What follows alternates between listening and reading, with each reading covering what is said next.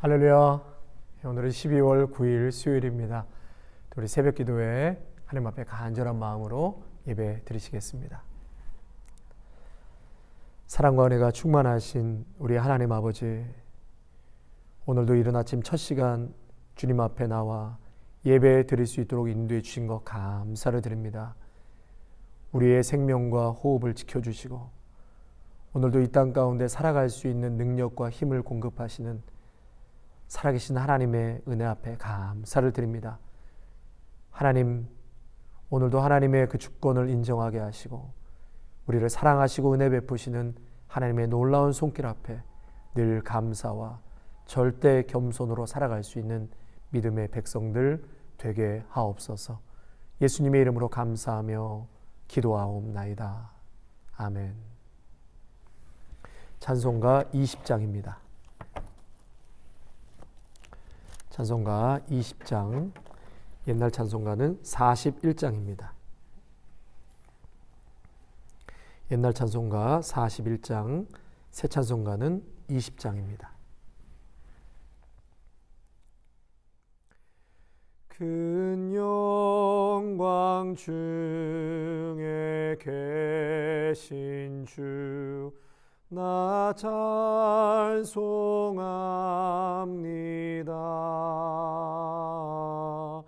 영원히 계신 주 이름 나 찬송합니다.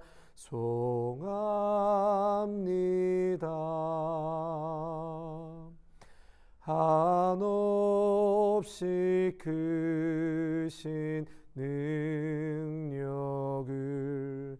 나 찬송합니다.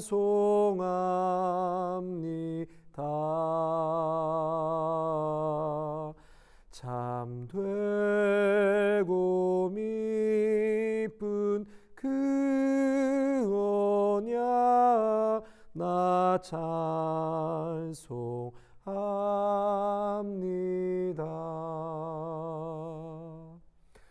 온 천지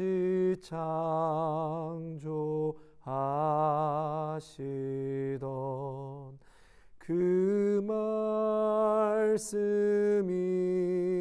있어 영원히 변치 않는 줄 나 믿사옵니다.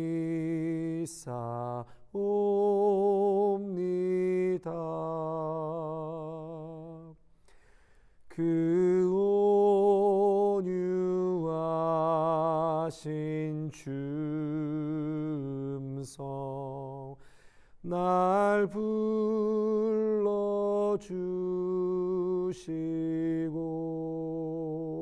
불러주시고 그 품에 품어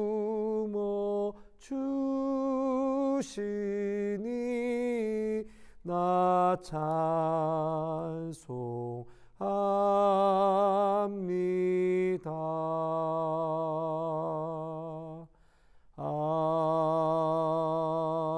아멘. 아멘.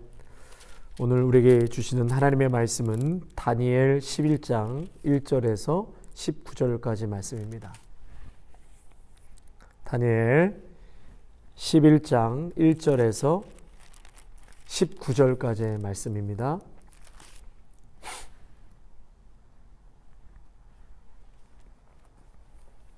찾으셨으면 제가 하나님의 말씀 봉독하겠습니다. 내가 또 메대 사람 다리오 원년에 일어나 그를 도와서 그를 강하게 한 일이 있었느니라.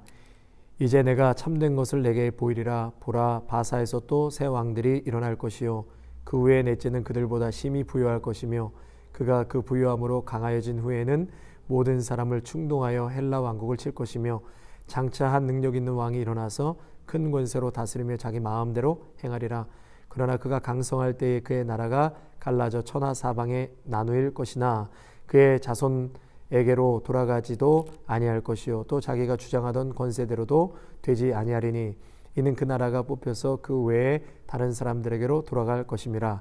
남방의 왕들은 강할 것이나 그 군주들 중 하나는 그보다 강하여 권세를 떨치리니 그의 권세가 심히 클 것이요 몇 해 후에 그들이 서로 단합하리니 곧 남방 왕의 딸이 북방 왕에게 가서 화친하리라. 그러나 그 공주의 힘이 쇠하고 그 왕은 서지도 못하며 권세가 없어질 뿐 아니라 그 공주와 그를 데리고 온 자와 그를 낳은 자와 그때에 도와주던 자가 다 버림을 당하리라.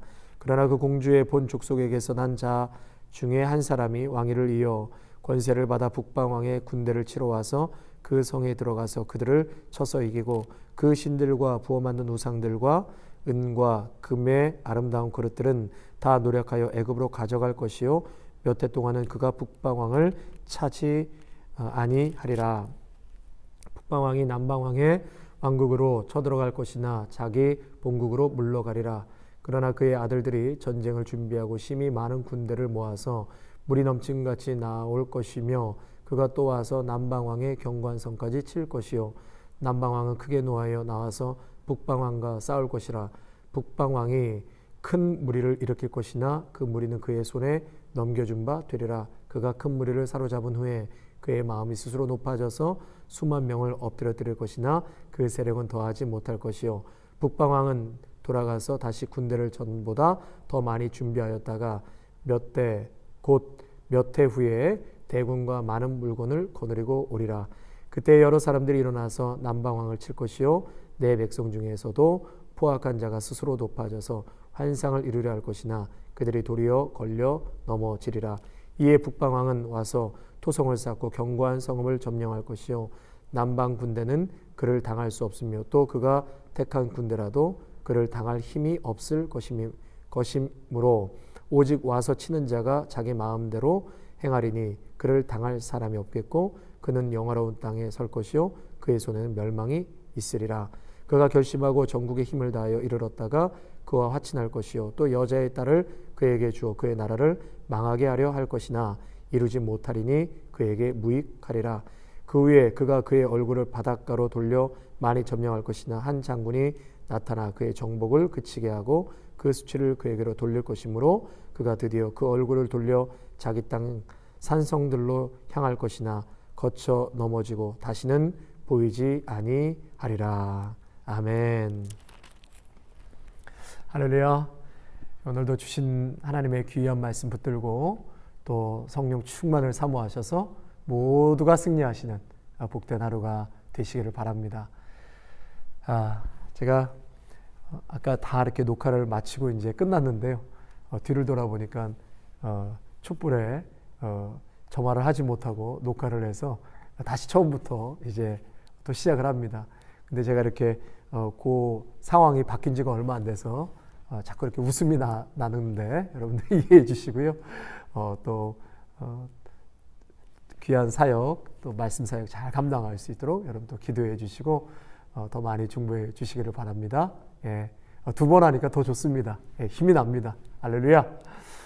예, 오늘 본문은요. 오늘 본문으로 돌아가서 어제까지는 이제 다니엘의 환상에 대해서 말씀을 주셨다면 오늘은 이제 계시에 대한 내용으로 바뀌는 것을 보게 됩니다. 오늘 쭉 이렇게 말씀이 이렇게 쉽지는 않지요. 가깝게는 뭐 수십 년, 멀게는 이제 수백 년에 있을 그 역사의 흥망성쇠에 대해서 이렇게 이제 계시를 내용으로 말씀해 주는 거기 때문에요. 제가 짧은 시간 짧게 말씀을 드리고 또 계속해서 이어가도록 하겠습니다. 이제 바벨론이 결국 이제 메대와 또 바사를 통해서 멸망하게 되고요. 또 메대와 바사는 헬라 제국을 통해서 또 멸망하게 되죠. 오늘 말씀에 이 헬라 제국이 이제 등장을 합니다. 이 헬라 제국에서 큰 왕이 이제 나타나는데 그 왕이 알렉산더 대제입니다. 알렉산더 대제의 출현과 그의 몰락 그리고 헬라 제국이 4개의 분열 국가로 나뉘게 되면서 또 그 중에서도 안티오쿠스라는 아주 잔인하고 무자비한 그런 왕이 출현하게 되고 그 또한 결국 몰락하게 된다라는 것을 말씀하고 있죠. 자, 오늘 2절 말씀에 보니까 지금의 이 고레스 왕 이후에 4왕이 소개되고 있고 특별히 4번째 왕이 아하수에로 왕, 다른 왕보다 굉장히 부유하고 강해서 그 아하수에로 왕이 그리스를 공격하게 된다. 그리고 3절에 보니까 이제 한 더 큰 능력 있는 왕이 나타나게 되는데 그것이 곧 알렉산더 왕을 말하고 있습니다. 그런데 이 3절과 4절에 보면 이 알렉산더가 큰 권세로 이제 나라를 통치하고 이제 다스리게 되는데 자기 마음대로 행하게 된다. 그러나 결국 그의 나라가 갈라져서 천하 사방에 나뉘게 되고 결국은 그 헬라 제국마저도 멸망하게 된다는 것을 예언하고 있는 것입니다. 여러분, 한 가지 또 영적으로 깨닫는 것은요. 3절 한번 같이 읽겠습니다.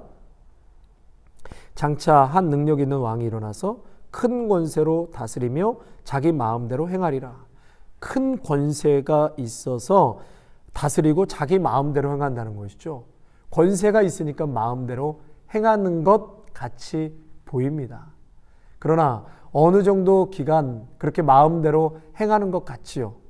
그러나 결국은 4절에 보니까 강성할 때, 그가 약할 때 나라를 빼앗긴 게 아니라 알렉산더 대제가 강성할 때 그 나라가 분열되고 그리고 마음대로 되지 않는, 결국은 자신의 마음대로 되지 않는다는 것을 이 역사의 끝을 통해서 하나님께서는 우리에게 깨닫게 해 주시는 것입니다. 마음대로 안 되는 것이죠. 강성하다고 천하 만국을 내 마음대로 할 수 있다라고 착각하게 된다는 것이죠. 착각하면 안 된다는 것이죠. 4절 말씀해 볼까요? 그러나 그가 강성할 때에 그의 나라가 갈라져서, 그렇죠? 강성할 때 나라가 갈라지고 사방에 나뉠 것이나 그의 자손에게로 돌아가지도 아니할 것이요 또 자기가 주장하던 권세대로도 되지 않는다. 자기가 주장하던 권세대로도 되지 않는다라는 것이에요. 그 나라가 결국은 뽑히게 된다. 여러분, 아무리 강력한 권세가 있고 자기 마음대로 될 것 같지만 결코 역사는 그렇게 될 수 없다라는 것을 지금 하나님께서 말씀하고 있는 것이죠. 또 역사가 흘러서 이제 12절로 가면은요. 그가 큰 무리를 사로잡은 후에 그의 마음이 스스로 높아져서 수만 명을 엎드려뜨릴 것이나 그 세력은 더하지 못할 것이다. 그러니까 마음이 스스로 높아져서 수만 명의 사람을 죽일 것이다. 그러나 계속 그 권세는 다른 나라를 이기지 못한다는 것입니다. 결국 남쪽 왕 이 프톨레미 4세가 북쪽 왕 큰 군대를 이기지만 계속 이기지는 못한다는 것입니다. 스스로 자기를 높였다고 말합니다. 여러분, 하나님 앞에서 정말 큰 죄악 중에 하나가 스스로 높이는 죄입니다. 하나님은 스스로 높이는 것의 죄를 반드시 물으신다고 말씀하셨습니다. 왜 그렇죠?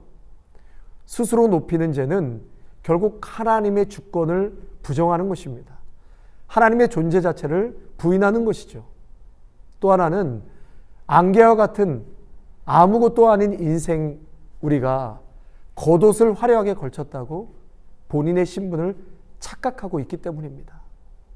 그러므로 성도 여러분, 두려워해야 될 하나님, 그 권세와 권력보다 더 큰 권세와 권력과 통치함이 있는 하나님을 두려워해야 한다는 것입니다. 여러분 가운데 혹시 높아져 계신 분이 계십니까? 높은 자리에 계신 분이 있으십니까? 권세와 힘이 있다고 생각하십니까? 그렇다면 그 자리를 허락하시고 세우신 하나님을 보셔야 합니다. 가장 큰 하나님을 보고 그리고 그 앞에서 나는 겸손해져야 합니다. 스스로 낮아져야 합니다. 왕의 통치와 강성함을 결국은 누가 주시는 것이죠? 왕들을 세우고 통치의 강성함을 주시는 분이 우리 하나님이십니다. 이 세상의 흥망성쇠의 주권과 통치는 하나님의 손에 달려있다는 것을 우리에게 가르쳐주고 계시는 것입니다. 하나님의 주권에 의한 것이다 라는 것을 우리는 결코 잊어서는 안 될 것입니다. 많은 사람들이 앞으로 100년 안에 미국을 따라잡을 나라가 없다라고 이야기합니다. 여러분, 미국이 왜 강성해진 것입니까? 하나님께서 그 강성함을 주셨기 때문에 미국이 아직까지 강성한 것이고요. 하나님이 붙들고 계시기 때문에 이 나라가 지금 존재하고 있는 것입니다. 하나님의 손이 떠나면, 하나님의 그 통치와 다스림이 떠나면 이 미국도 몰락할 수밖에 없는 것이에요. 그러므로 여러분 착각하면 안 됩니다. 이 착각이라는 것은 사탄이 쓰는 전략입니다. 우리는 절대 이것을 잊어서는 안 됩니다. 우리의 가정도, 내가 일하는 그 비즈니스 위에도 정말 하나님께서 붙잡아 주셨고, 또 하나님께서 허락해 주셔야만 가능하고, 하나님께서 붙들어 주셨고 허락해 주셨기 때문에 우리가 지금까지 왔음을 반드시 고백하고 시인해야 합니다. 강성케 하시는 분도 하나님이시고 몰락시키시는 분도 하나님이십니다. 우리가 해야 할 것은 하나님 앞에 절대 겸손입니다. 절대 겸손. 스스로 낮아져야 합니다. 하나님을 의지해야 합니다. 하나님이 붙들어 주셔야만 합니다. 모든 주권이 하나님의 손에 있습니다. 여러분 모두가 이러한 고백이 있으시기를 바랍니다. C.S. 루이스가 쓴 순전한 기독교, 그 책에 이 교만에 대해서 이렇게 말하고 있는데요. 제가 잠깐 짧은 걸 소개하겠습니다. 악마는 이런 모습을 보면서 비웃습니다. 그는 여러분 안에 교만이라는 독재 정권을 세울 수만 있다면 순결하고 절제하며 용감하게 사는 것쯤은 얼마든지 봐줄 수 있습니다. 암을 유발시킬 수만 있다면 동상이 치료되는 것쯤은 얼마든지 봐줄 수 있듯이 말이죠. 교만은 영적인 암입니다. 그것은 사랑이나 자족하는 마음, 심지어 상식까지 갉아먹습니다. 성도 여러분, 교만은 영적인 암이라는 것이죠. 정말 자기보다 높은 존재, 스스로가 높아서 권력으로 앞으로 영원할 것 같다라고 그렇게 알렉산더는 생각했지만 결국은 강성할 때 무너지지 않습니까? 자기보다 높은 존재가 항상 있다는 것을 우리는 기억해야 합니다. 이 비즈니스보다 더 높은 존재, 이것을 붙들고 또 붙잡고 계시는 분이 계시다는 것을, 권력과 힘과 물질보다 높은 존재가 있다는 것을 우리는 명심해야 할 것입니다. 그분은 오늘도 살아서 역사하시고 이 땅의 모든 역사와 나라와 흥망성쇠를 주관하고 계시는 우리 하나님이시라는 것을 반드시 기억해야 할 것입니다. 하나님께서는 가깝게는 수십 년, 멀게는 수백 년 후에 생길 일들을 왜 다니엘에게 계시해 주셨을까?